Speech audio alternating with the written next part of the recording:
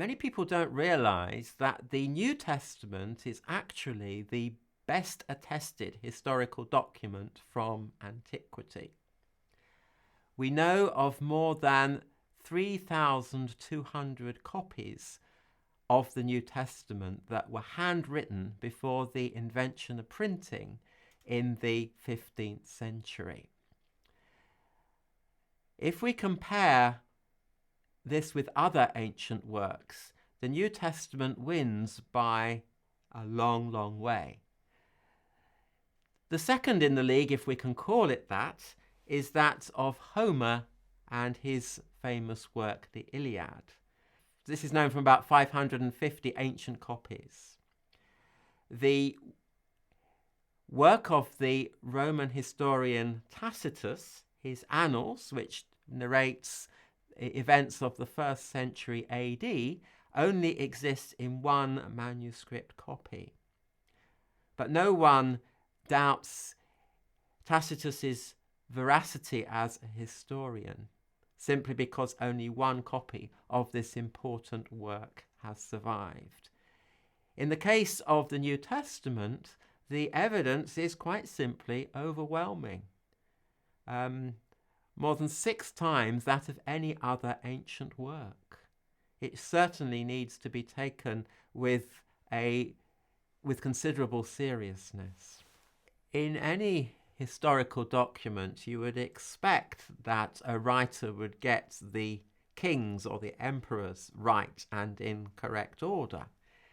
In the New Testament, we have a number of Roman emperors mentioned: Augustus, Tiberius, Claudius, for example.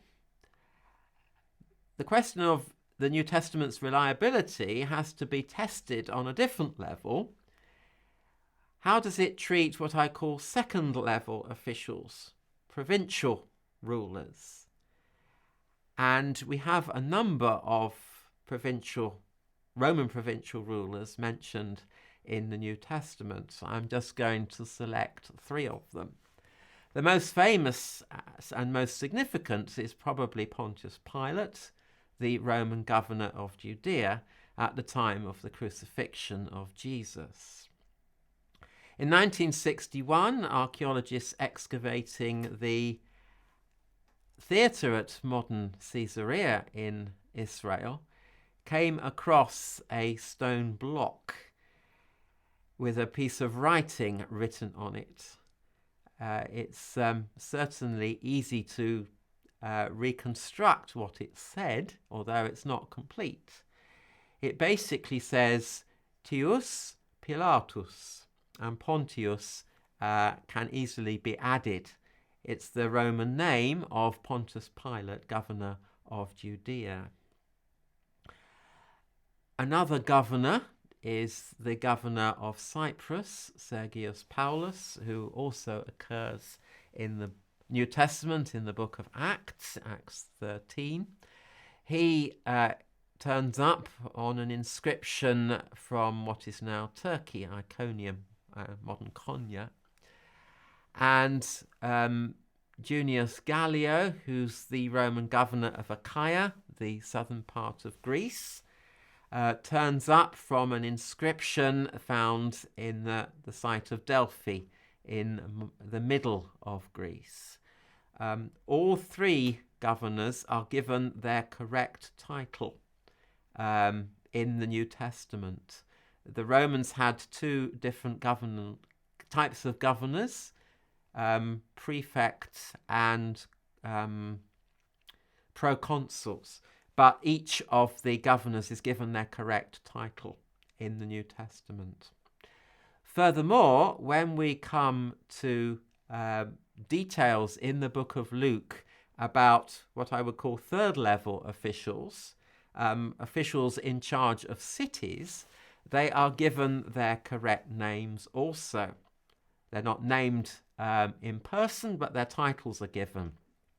In Thessalonica, the governor is called Politarches, and we know from inscriptions in the region of Thessalonica and northern Greece that this was the correct title of the local official of that particular area. In Ephesus, the local official is called Asiarches, ruler of Asia. And we know from inscriptions in Ephesus and Miletus, just down the road, that Luke again is using the correct term for this particular local official. When we go to the island of Malta, Paul is shipwrecked there on his way to Rome. Luke records the title of the local governor as Protos, the first one. And this occurs both in Latin and Greek versions as the name of the local official.